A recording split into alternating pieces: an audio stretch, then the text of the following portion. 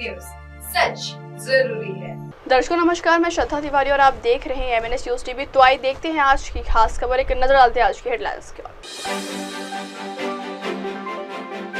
UN में फिर लगे पाकिस्तान की क्लास, मुसलमानों के खिलाफ ताकत का मनमाना इस्तेमाल। महाराष्ट्र के लातूर में बांग्लादेशियों का फर्जी बर्थ सर्टिफिकेट। तो आइए देखते हैं खबरें विस्तार से। यूएन में फिर लगी पाकिस्तान की क्लास। पाकिस्तान अपनी हरकतों से बाज नहीं आ रहा है। आए दिन वो कश्मीर को लेकर उल्टी सीधी बातें करता रहता, जिसके बाद भले ही उसे पूरी दुनिया के सामने बेइज्जत होना पड़े, इसके बाद भी वो अपनी हरकतों से बाज नहीं आता और जम्मू कश्मीर को लेकर बातें करता रहता है। पाक की जम्मू कश्मीर पर टिप्पणी और इस्लामोफोबिया की भारत ने कड़ी निंदा की। अमेरिका में भारत के स्थायी प्रतिनिधि पार्थनेनी हरीश ने इस्लामोफोबिया का मुकाबला करने के लिए आयोजित बैठक में भारत का बयान देते हुए पाकिस्तान की क्लास लगा दी। कश्मीर मुद्दे पर पाकिस्तान पर हमला करते हुए पार्थनेनी हरीश ने कहा कि जैसा कि उनकी आदत है, पाकिस्तान के पूर्व विदेश सचिव ने आज भारतीय केंद्र शासित प्रदेश जम्मू और कश्मीर का अनुचित संदर्भ दिया है। बार बार संदर्भ देने से न तो उनका दावा माना नहीं जाएगा और न ही सीमा पार आतंकवाद के उनके अभ्यास को उचित ठहराया जा सकेगा। Mr. President, at the outset I convey greetings on the holy month of Ramadan and also wish everyone a happy Holi, the festival of colors. India is a land of diversity and pluralism. We are home to followers of virtually every major religion in the world, and India has been the birthplace of 4 world religions, namely Hinduism, Buddhism, Jainism and Sikhism. With over 200 million of its citizens practicing Islam, India is home to one of the largest Muslim populations in the world. Thus, fostering a world free from religious discrimination, hatred and violence has been a way of life for India since time immemorial. It is this very spirit that made India adopt the Declaration on the Elimination of All Forms of Intolerance and of Discrimination based on Religion or Belief in November 1981. The elaboration of Article 2 on intolerance and Article 6 on what constitutes the right to freedom of conscience, religion or belief, in our view, is one of the most expansive and constructive attempt to address the rising tide of religiophobia and religious divides in the world. Mr. President, we stand united with the UN membership in condemning incidents of religious intolerance against Muslims. However, it's also imperative to recognize that religious discrimination is a broader challenge that affects followers of all faiths. We strongly believe that the path to meaningful progress lies in acknowledging that religiophobia in its various forms threatens the fabric of our diverse global society. Mr. President, in an increasingly fractured world, the United Nations is envisaged as an entity that rises above differences. The UN derives its credibility from its perseverance to promote peace and security, growth and development. The work done by the United Nations and its entities in supporting maintenance of international peace and security, promoting social development, advancing women's empowerment, and fostering capacity building is immense. In keeping with this core agenda, any deliberation on issues of faith must seek to unite, not divide.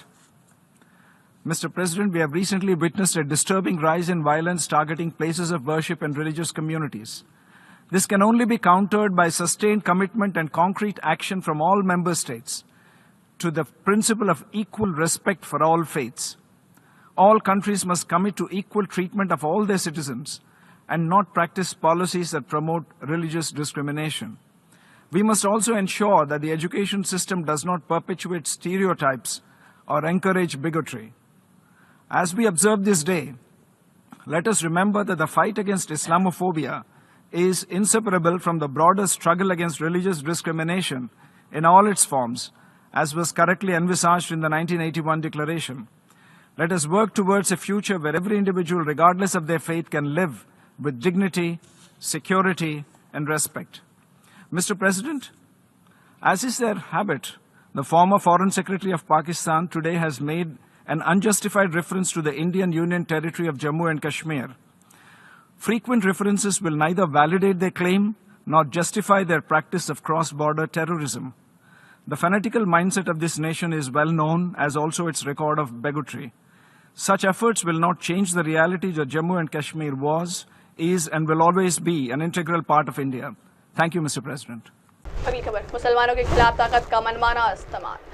All India मजलिस इत्तेहादुल मुस्लिम के अध्यक्ष असदुद्दीन ओवैसी ने मुसलमानों के खिलाफ शक्तियों के मनमाने इस्तेमाल की बढ़ती घटनाओं का आरोप लगाते हुए शुक्रवार को कहा कि सम्मान और गरिमा संविधान में दिए गए मौलिक अधिकार है। ओवैसी ने यहां एक सभा को संबोधित करते हुए महाराष्ट्र में एक मस्जिद पर हमले और बीजेपी नेता शुभेंदु अधिकारी की टिप्पणी का जिक्र करते हुए यह बात कही। बीजेपी के नेता शुभेंदु अधिकारी ने एक बयान में कहा था कि अगर बीजेपी सत्ता में आए तो तृणमूल कांग्रेस के मुस्लिम विधायकों को पश्चिम बंगाल विधानसभा से बाहर कर दिया जाएगा। ओवैसी ने यूपी के बीजेपी के एक नेता की टिप्पणी का भी उल्लेख किया, जिन्होंने सुझाव दिया था कि होली के दौरान असुविधा से बचने के लिए मुस्लिम पुरुषों को तिरपाल से बने हिजाब पहनने चाहिए।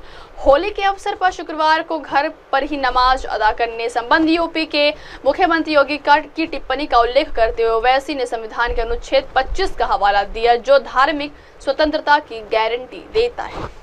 अगली खबर, महाराष्ट्र के लातूर में बांग्लादेशियों का फर्जी बर्थ सर्टिफिकेट। महाराष्ट्र में एक बार फिर अवैध बांग्लादेशी लोगों के फर्जी प्रमाण पत्र बनाकर रहने का मामला सामने आया है। महाराष्ट्र के मराठवाड़ा के लातूर में बांग्लादेशी जन्म प्रमाण पत्र घोटाला सामने आया है। 9 लोगों के खिलाफ मामला दर्ज किया गया है।